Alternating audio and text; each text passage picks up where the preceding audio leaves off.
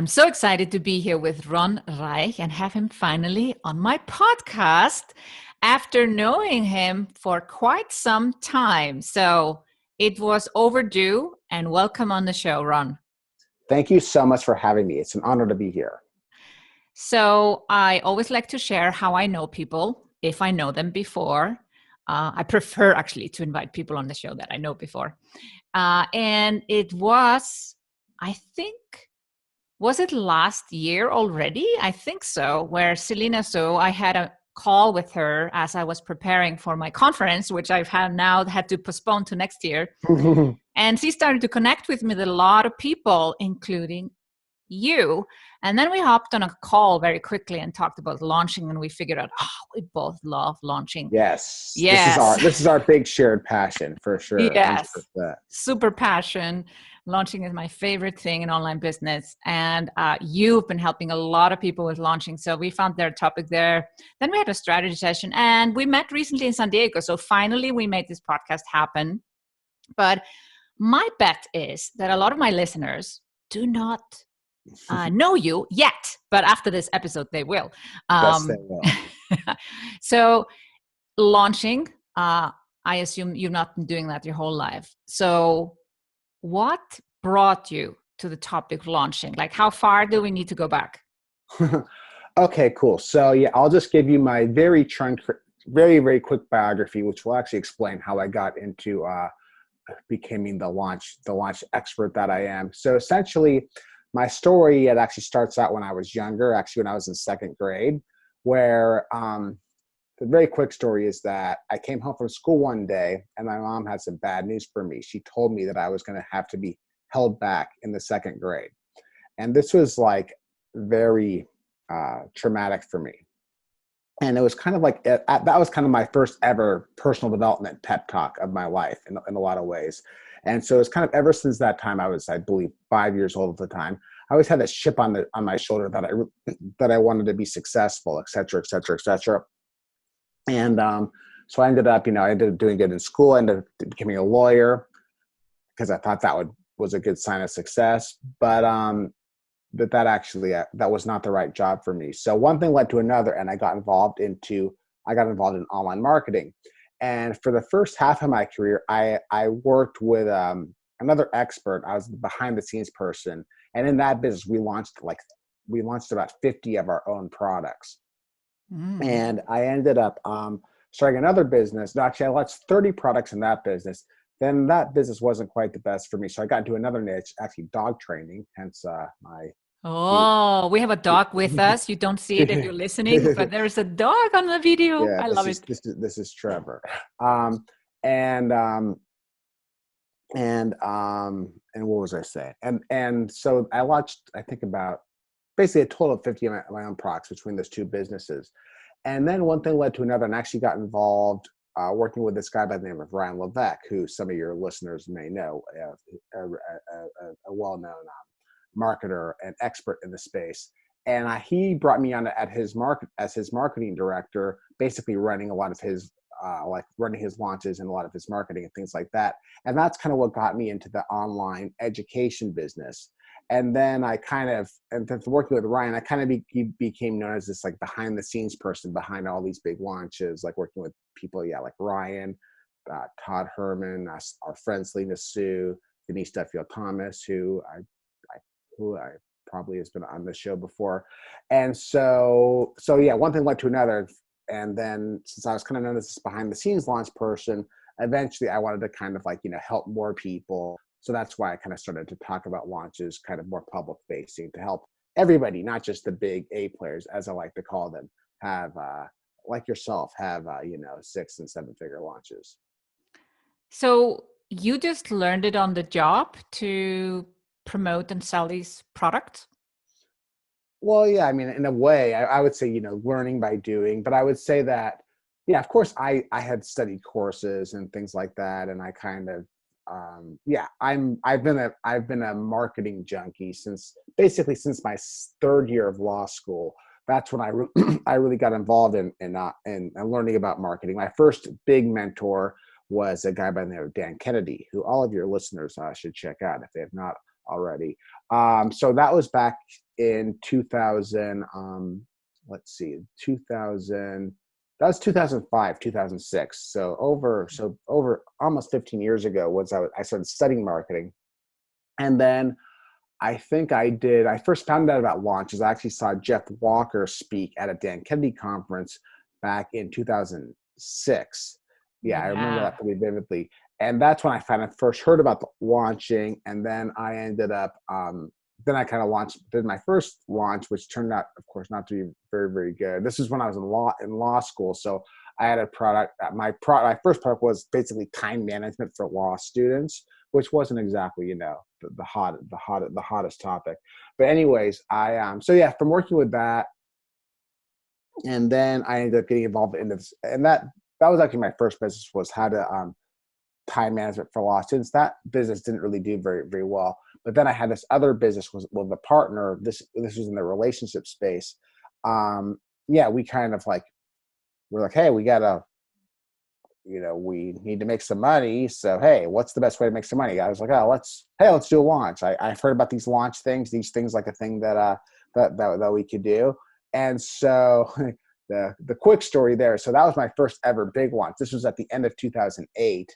And we actually that launch ended up doing $150,000 in revenue, although we lost about $100,000 because the day our cart opened, our merchant account wasn't actually the gateway to the merchant account wasn't actually connected. So we had all these people trying to give us money, but the orders were not going through. So that was very traumatic. That's where I learned the lesson. You definitely always want to test your checkout page with an actual credit card in real time to make sure that before you actually launch anything. So that was my first big launch, like with all the moving parts and things like that. But then from that business, yeah, we just kind of got into the rhythm of, we would kind of come with a new product every month or two. So from that's how I kind of really, really learned the ins and outs of launching. And then it's just been, that's really been just a big passion of mine. As basically since I started out as a marketing professional. And we'll definitely talk about the different types of launches. Yeah. I'm Yeah, sure. but you have been doing this for a very long time, longer than most people that I know. I would imagine so, yes. And you had your mistakes that we all need to have in the beginning. Absolutely. And then you Absolutely. learn from them. Is your favorite launch method still that Jeff Walker type of a launch? Not exactly. So that's one of the things that, and so one of my kind of pet peeves really is that, now obviously Jeff Walker, he's an amazing expert. He's the godfather. Credit to him for putting launches on the map and being the ultimate launch master. And at the same time, like, he has a specific, he calls it the product launch formula, which most people who do the product, who do the product launch formula as he teaches it, it's a very specific formula where essentially it's it's a series of 3 videos with that leads either to a sales page, or video number 4 is a sales video. And many people, and that was popularized from that process, as well as a lot of people doing these really big launches with lots of affiliates and things like that, like our friend Selena does, or Marie Forleo is really famous for her big B school launch. And there's quite a few other examples. And so many people think that when they hear launch, the only thing they see is a 3-part video series with a lot of affiliates. And they think that is the only type of launch there is. And my contention is that, so yeah, there's a lot of principles in that specific formulas that you would use in any kind of quote unquote launch. But again, that's not the only launch strategy there is. The way I use the term launches because that's a very common term in the industry and that people really know, that everybody understands. But when I say the word launch, what I really mean is what I call a marketing event. That's something that happens in real time with a beginning, middle, and an end. So a launch could be, of course, a 3-part video series like the Jeff Walker product launch formula style. At the same time, there's I would, like, if someone's doing a big summit, for example, I would consider that a version of a launch. Or oftentimes there's other ways of doing launch, like other ways of doing big launches, even with affiliates. Like there's launches that are just based on a webinar or a series of webinars, or there's a or like these days, challenge launches are really, really powerful as well. So yeah, so to answer your question, the Jeff Walker process is a really, really good one, but it's not the only one. The big thing I would say is that every launch there are certain kind of like check boxes that you need to check. And then as long as you're checking those boxes, then you have a lot of flexibility as to what the actual medium, what the actual strategy you're going to use is, if that makes sense. Mm. So what has changed now? Now times are somehow different. People are worried about the recession. And then the discussion was like, should you be selling? Should you not be selling? I think we have answered that question already. People are selling. People are launching. But what does that change when it comes to launching today? So yeah, really good question. So I think in a lot of ways, it's really interesting is that I think in a lot of ways things have changed a lot, but in a lot of ways things are, excuse me one second.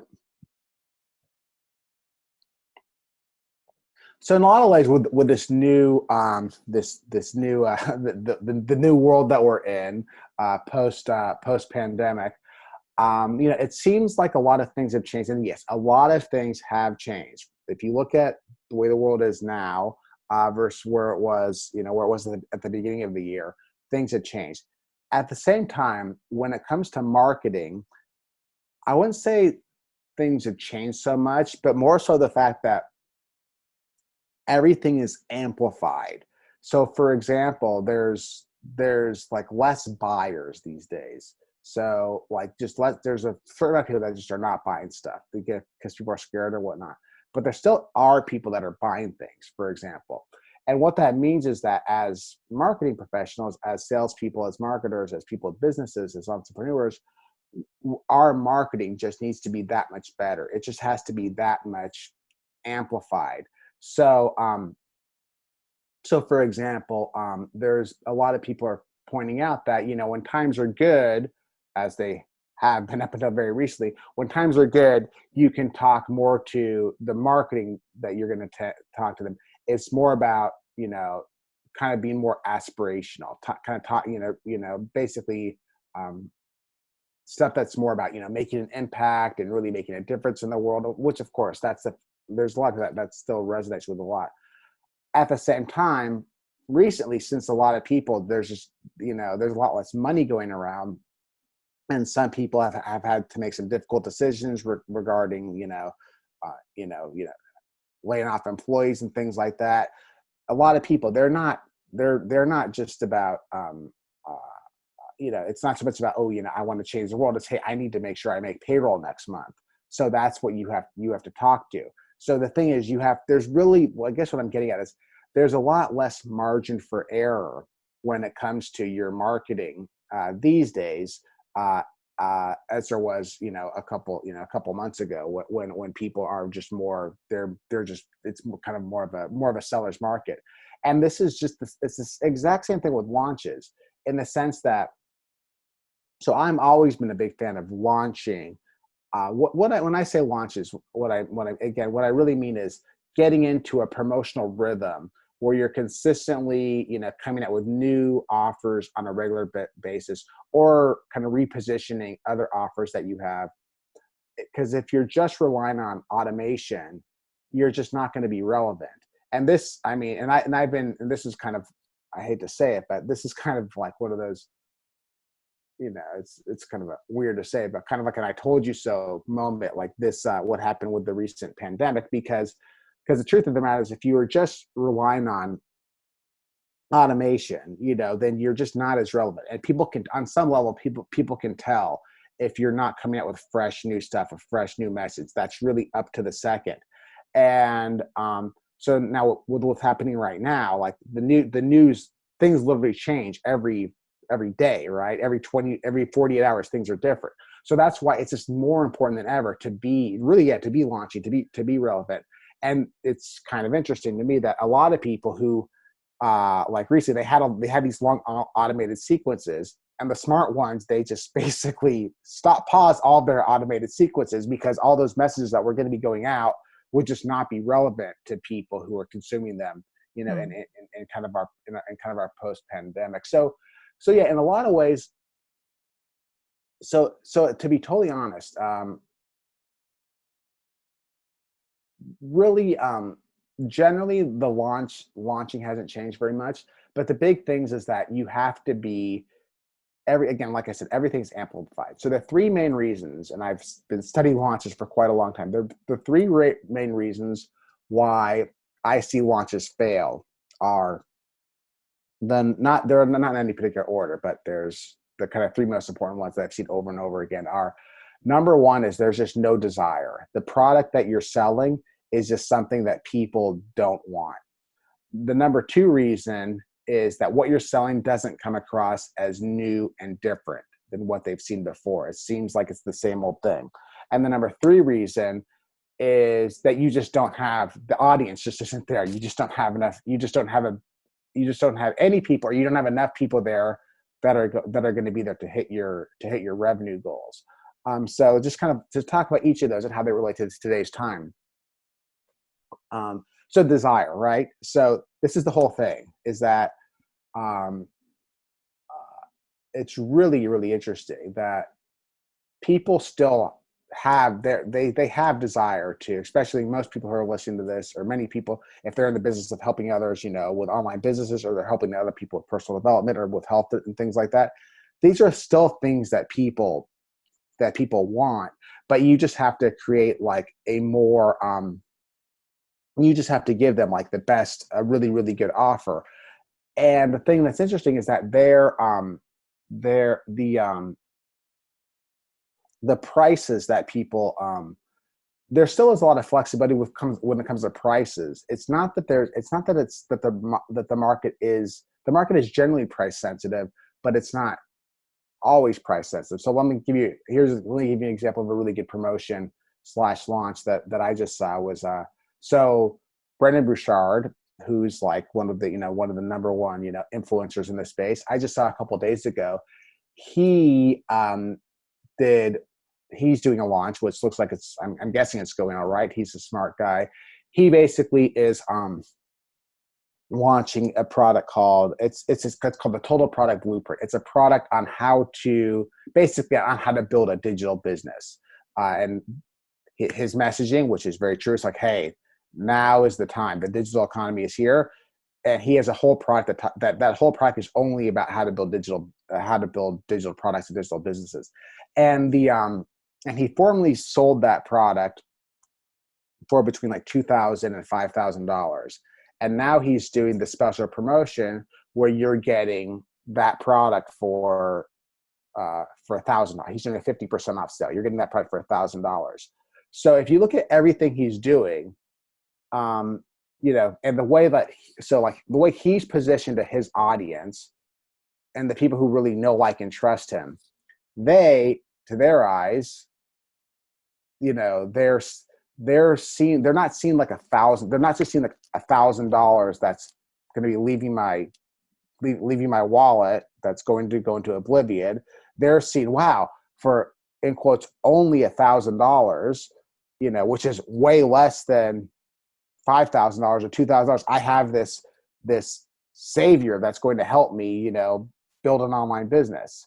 But again, the thing is, $1,000 is still $1,000. You know what I mean? But he's able to get that.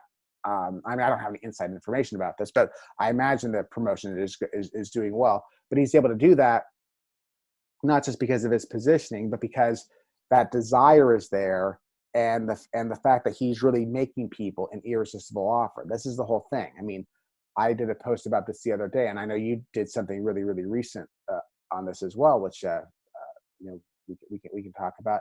Is that it's kind of always the way you make money online is you have to make make your best offer possible, or you have to make a really, really good offer. So the thing that I've been telling people lately is now is the time to make, what is like the absolute best offer you could possibly make. And oftentimes, not always, but oftentimes that offer might be less than what you sold something for before. It might be a lower investment, but at the same time, these things are like relative, right? Because like,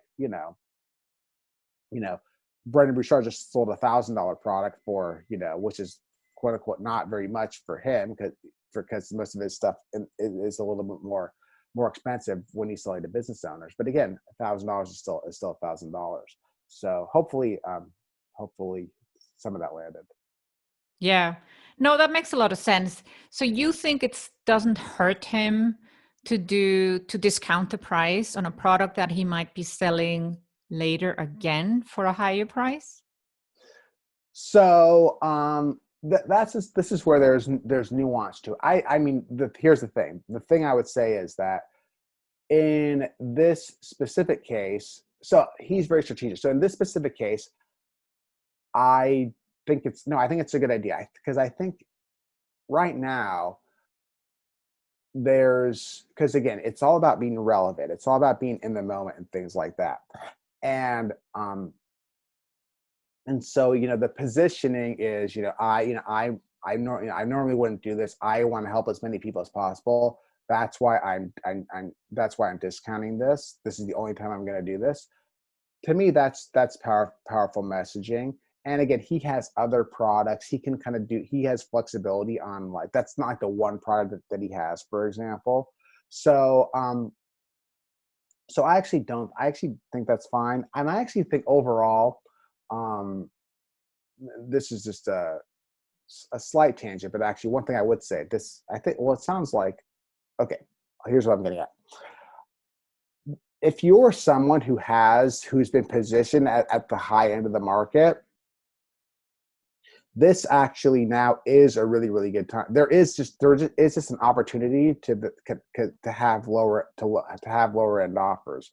Now the thing is, you can't really do this unless you already are kind of positioned as the high at the high end of the market. But there are people who, they only have, or I did something similar to this, as you know, like if you only have a high end offer, like if the only way people can work with you is by spending, $2, $3, $5, $10,000, but you still have there still are a lot of people that are paying attention to you that would like to work with you, but they just don't have that money. So now it's like, hey, you have this message. Hey, well, normally I only work with X amount of people, but because of the way the world is right now, I want to help more people. I'm going to be maybe not discounting their product. I mean, people could do that, or just I'm releasing this offer, which is a lot less expensive than what I've normally done. There's a lot of people that are, I mean, I've seen people that are doing similar things, which is working. And again, another thing to consider is that there still is a segment of the market. Okay, there still is a segment of the market that has a lot of money, and there is a segment of the market they're just really in for a variety of reasons. They really are in growth mode. There are people that are doing really well, or people that, honestly, they see opportunity of what's going on right now. What I'm getting at is, for those of us with high end offers, you still can sell your high end offer. There still are high end buyers out there. They just might have shifted around, recently based on kind of the current events. Mm. So you talked about desire. The desire has to be there. Then the second piece, why launches fail. Yeah, it has to be new, and things have to be new and different. Thanks for keeping on track here. You're very good at this. So yeah, they fail because it doesn't come across as new and different than what they've seen before.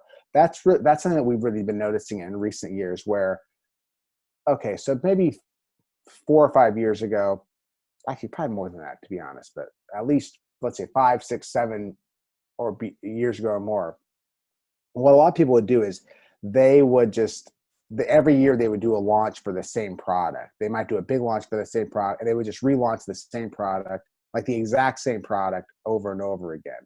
And what we were finding over the, and it's, I really started notice this back kind of in, 2016, 2017, 2008, kind of basically around that time, where a lot of people who were doing that, their launches were just getting progressively, worse and worse. They just weren't doing as good. And it wasn't really because of the market. It's just because people, or it was because of the market, but it wasn't because like it wasn't necessarily because there was less people there. It's just like people just got bored of things. So this is why it's really important to come across as new and different.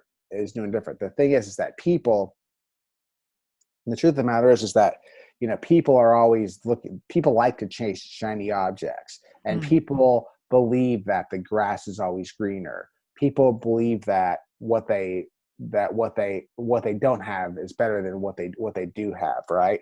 So that's why it's just like it's that much more important for us to be as different, as relevant as possible. And again, as we're saying, with like our current times, everything being amplified, this is like one thing where I won't say you can't sell this thing that you were selling a couple months ago, but you definitely do have to make sure that what you're selling now is very, very relevant to the current time, the current times, right? So again, go ahead. People would still be able to sell the same product year after year if people have the feeling it's updated or the messaging is more Yeah, exactly. And sometimes, and this is one of those things where there's no exact form, there's options, but this is where you have to update it.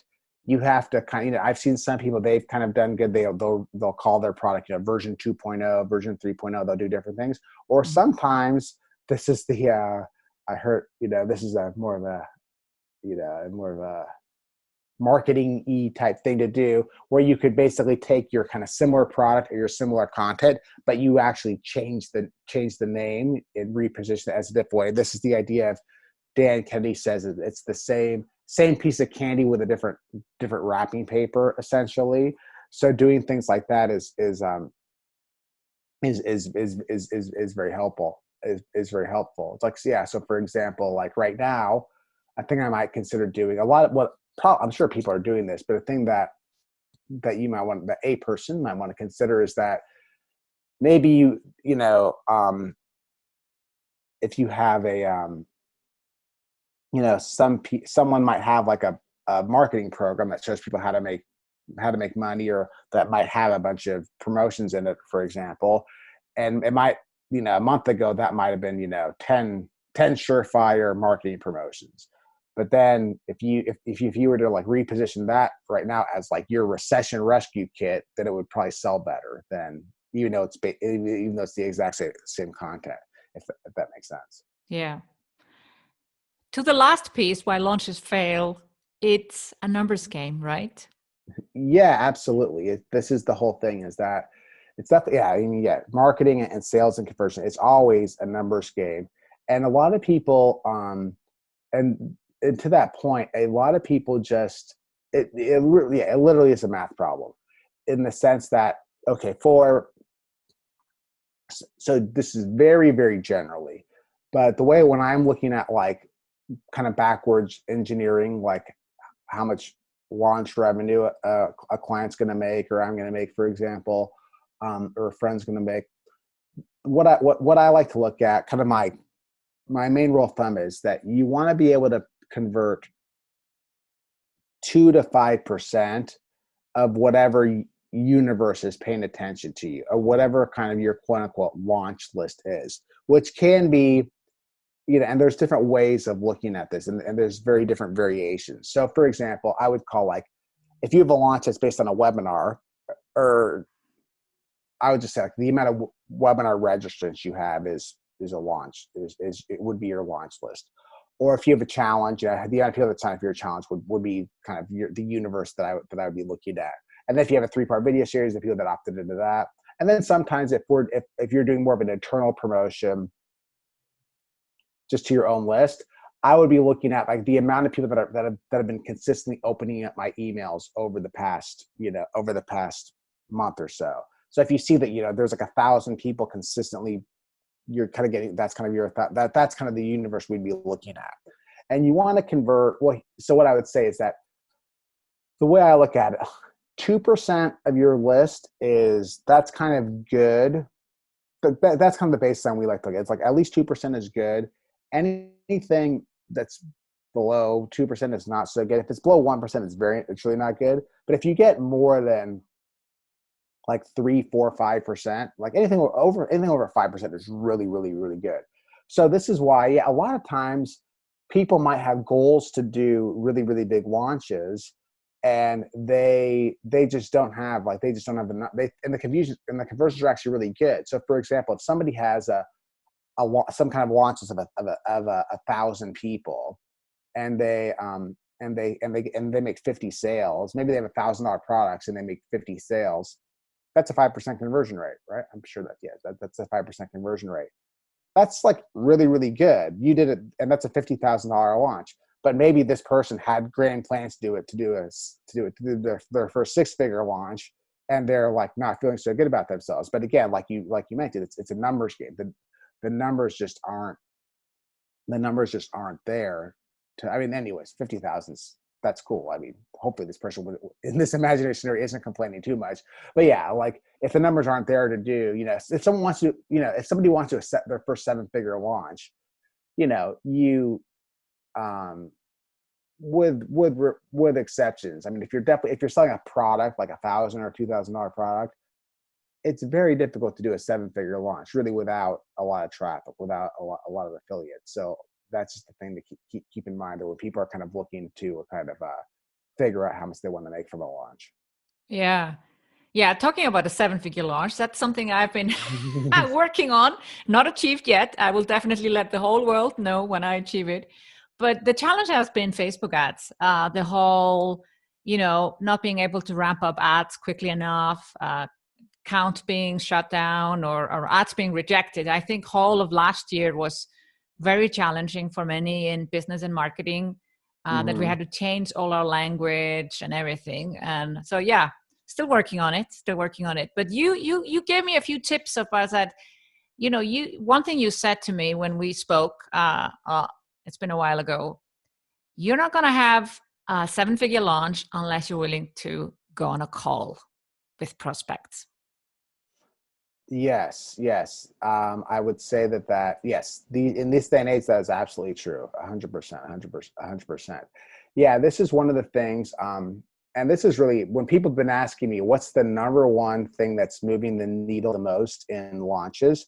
And really I think it's been over a year since we had that conversation. The number one thing that really is making a difference really is different variations of personal connection. That one-on-one connection is what makes a huge difference. So that plays out in different ways, but the main ways that plays out, I want to give you just a couple of examples of things that can work really, really well when it comes to that. So yeah, so definitely if you're selling you're going to make more sales. If you're willing to do sales calls, period, your conversions are going to be higher. So a lot of people who are doing these bigger launches for kind of $1,000 or $2,000 products, like our friend Selena, whose launch is going on right now, they'll have salespeople that'll do that are willing to connect sales calls, and that makes a huge difference. And again, if you don't have a big team, if you're the person who's willing to get on those calls, your conversions are going to be through the roof. It's definitely something worth doing. The other thing that makes a huge difference is any personal touches you can do. So I'm a huge fan of the software BombBomb.com, which is a video messaging software, where essentially what you can do is you could send personalized videos that are embedded in people's emails. And here's the thing: if you, as the expert, if you're in the middle of a launch, and if during the 48 hours before your cart closes, if you send a personalized video to someone who's been opening up your emails lately, who you know is paying attention to you, or who's clicked on the link to check out the sales page. If you send them a personalized video from you mentioning their name, so it is you, it's a personalized message. If you actually do that to to as many people as possible, your conversions are really going to go through the roof. Yeah, basically, because it is that personal touch that makes a huge difference. And I know there's a lot of I've told some pretty big names and they've done this, that toward the in the last 24, 40 hours of the launch, some of them, they'll just spend hours just recording personalized videos or doing voice memos, because that really is that is like the highest leverage thing they could possibly do. It might sound like kind of quote unquote grunt work, or they're too good for it, but really that's what makes that's what makes a huge difference. And one thing I would say is that if you look at anyways, I'll just say it. If you look at political season, we've been in political season for this last for the last year or so in the United States. And the thing is, any politician running for office, regardless of what side they're on, the thing that they're spending a lot of their time doing is just picking up the phone and cold calling people to get money out of them, right? So that's just kind of that really is what it takes to be being willing to actually have an uncomfortable conversation. That really is, for all of us, it pretty much is the most high value thing we can possibly do. So yeah, again, it really is that personalized touch. And again, of course, in this day and age, I was saying this, I mean, this has been true for quite a while. I'm not the only one who was saying this, with our world becoming more and more distracted, more and more disconnected with social media and everything like that. So because of that, there's a huge opportunity to stand out if you really focus on that human connection. And that was really true. That was really true 3 months ago. But again, now it's even more true in the current climate, because people, they can't really